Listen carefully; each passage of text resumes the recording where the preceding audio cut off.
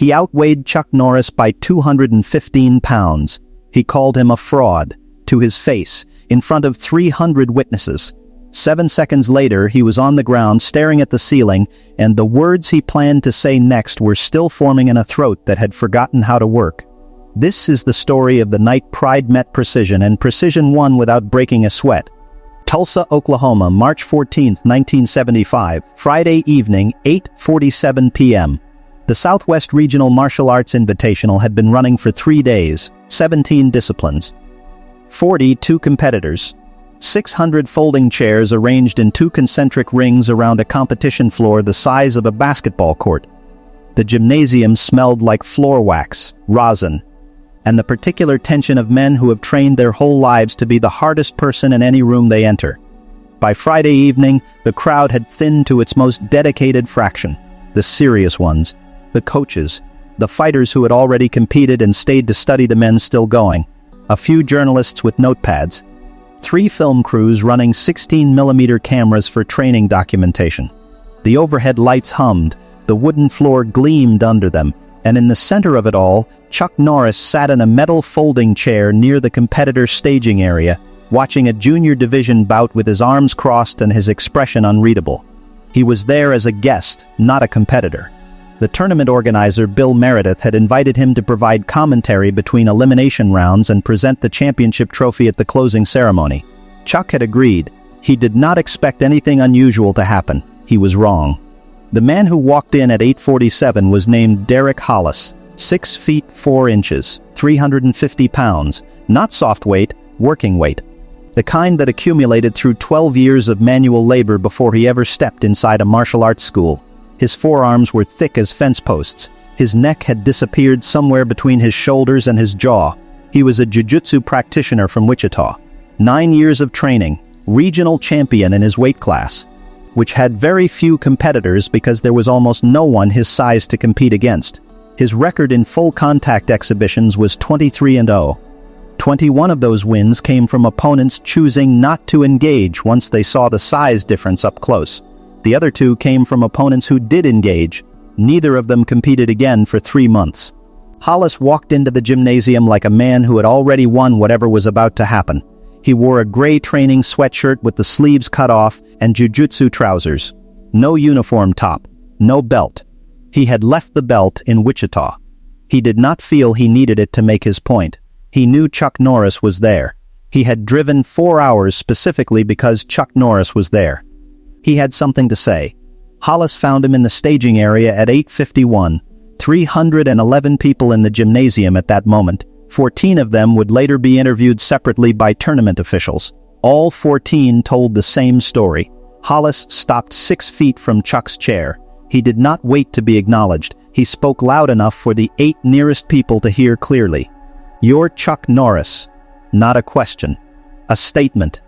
The same tone a man uses when he finds something he has been looking for. Chuck looked up. His expression did not change. "That's right." Hollis crossed his arms. His biceps pressed against each other and competed for space. "I've seen your demonstrations, your fights on film, your instructional tapes." He paused. Let the pause do work. It's all performance. Your whole style is built around opponents who cooperate with the choreography. None of it would hold for 10 seconds against a real grappler, against someone my size. The 8 nearest people went very still. Hollis continued. "I don't mean disrespect." He meant complete disrespect.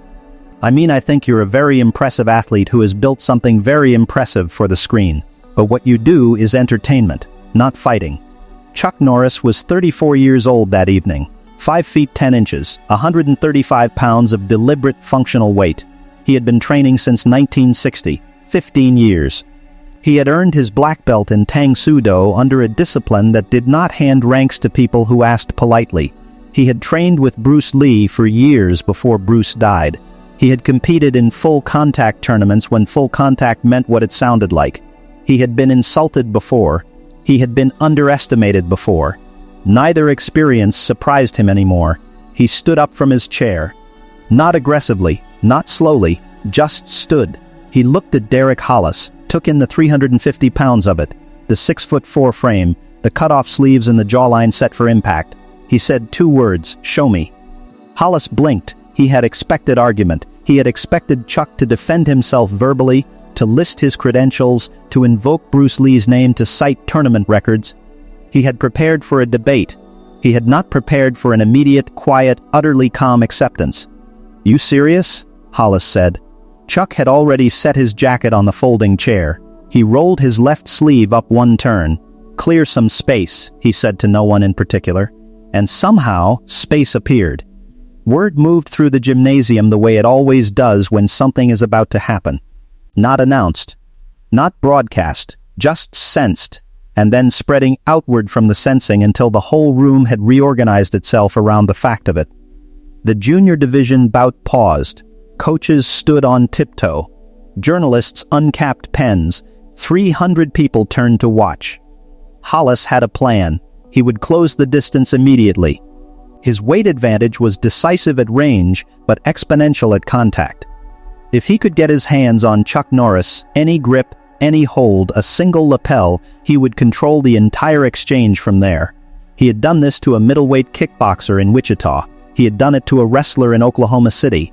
He had done it twice to Tang Soo Do practitioners at regional exhibitions, both of whom were technically superior to him in precision and speed, and still spent the exchange trying to figure out why none of their techniques were producing results against a man who weighed 350 pounds.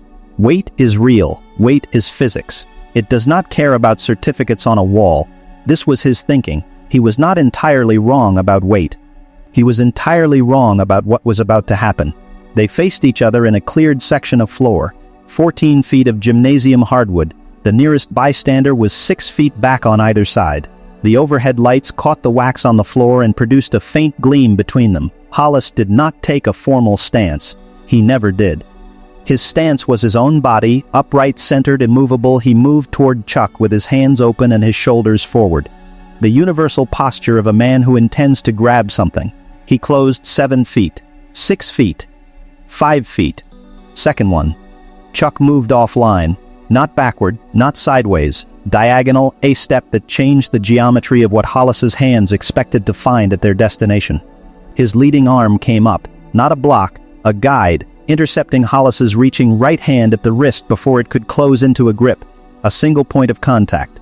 Light, precise, the minimum required. Hollis's hand found nothing where Chuck had been. Second 2. Chuck's right hand struck Hollis in the solar plexus, 11 inches of travel. No wind-up, no chamber, no warning. The kind of punch that does not look like anything from the outside and communicates everything to the inside. Hollis's forward momentum stopped. His eyes went wide. 350 pounds of mass, forward motion, full commitment, and it stopped. As if the forward motion had suddenly found a wall it had not been told about. The air left Hollis's lungs in a single involuntary sound. Second 3. Chuck's left hand found the back of Hollis's right elbow. His right hand moved to the inside of Hollis's left forearm, not gripping, positioning, establishing control of the structure rather than any single point on it. Hollis tried to recapture his momentum. His training said, close the distance, get the grip, neutralize the speed advantage. His body responded. He pushed forward. Chuck redirected the push. It is not accurate to say he absorbed it. There was nothing to absorb.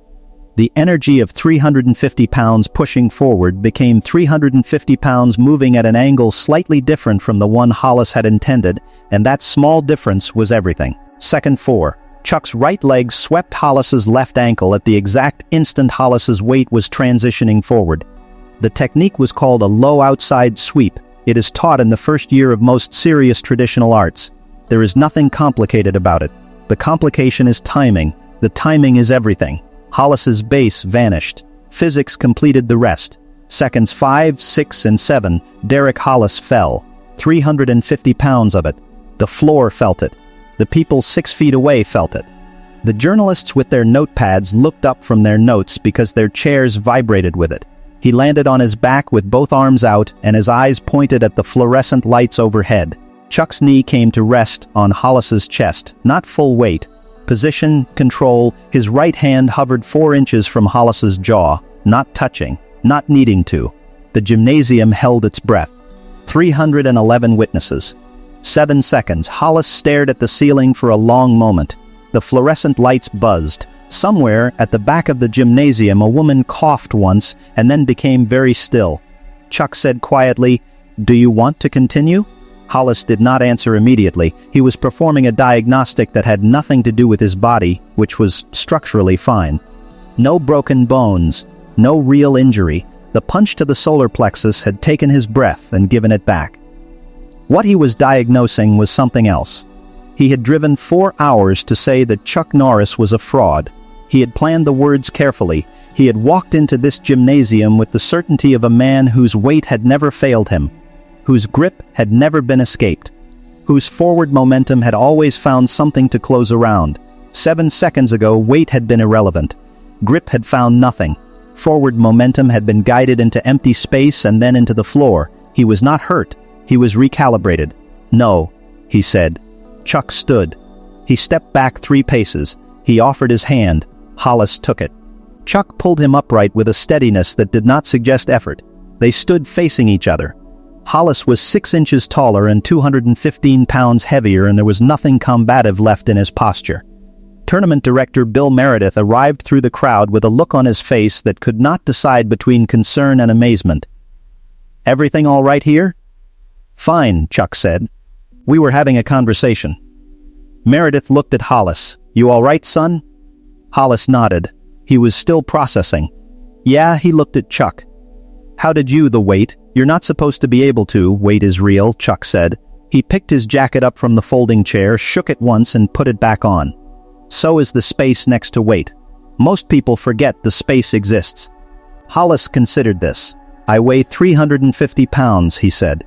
It sounded for the first time like it might not be the whole argument. Chuck nodded. "And 7 seconds ago your 350 pounds was moving exactly where I needed it to move." The crowd that had gathered was beginning to exhale. The murmur of 300 people reprocessing what they had just watched rose and spread through the gymnasium. The junior division bout resumed at the far end. The film crews remained pointed at the spot where it had happened. Hollis sat down in the nearest folding chair. It had been designed for a 200-pound person and disagreed with his presence. "I was going to say your whole career was theater," he said. "I know, I had a whole thing planned." Chuck sat down in the chair across from him. "I figured." Hollis rubbed the back of his neck. 9 years of jiu-jitsu, 23 in aero, the regional title in a weight class with no competition because he had outmassed every challenger before they got to him. "None of my training," he said slowly, "accounts for what you just did." "No," Chuck said, "it accounts for 350 pounds meeting resistance. I didn't give you resistance, I gave you direction." Hollis looked up. "Is there a name for that?" "Several. The concept is the same in all of them." Chuck leaned forward slightly. "You fight your weight. I fight your weight's relationship to the floor." Hollis sat with this for a moment. "That's a different problem than I came in here to solve," he said. "Most problems are," Chuck said. They sat in the metal folding chairs for 22 minutes. Chuck talked about distance control, about the difference between absorbing force and redirecting it, about centerline theory and why a 135-pound man who understands geometry can use a 350-pound man's own commitment against him. Hollis asked questions, real questions, the kind that come from a man who has already shed the armor that made the questions feel dangerous. He had come in the evening to prove something. He left with something to learn instead. Before he stood to go, Hollis extended his hand. "I owe you an apology," he said. "What I said when I walked in," Chuck shook his head once. "Forget it. No, I called your life's work entertainment." Chuck looked at him evenly. "You believed what you came in believing. That's not an insult. That's a starting point." He shook the hand. "The question is what you believe when you leave." Derek Hollis drove 4 hours back to Wichita that night. He did not sleep until very late.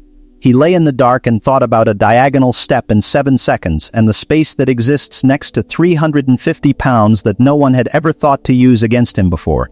He was at his dojo the next morning at 5:30. He changed the curriculum.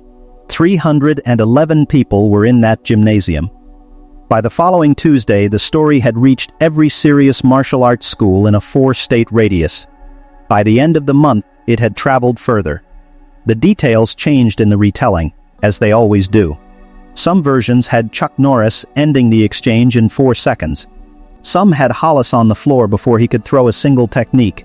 Some had the crowd cheering, some had the crowd running. What the details never changed, a 350-pound man walked in to prove a point. A 135-pound man listened quietly, stood up, and answered the point in 7 seconds. And not a single person in that gymnasium, not Hollis, not the journalists, not the coaches who had seen everything, could fully explain afterward what they had watched. They had watched weight become irrelevant.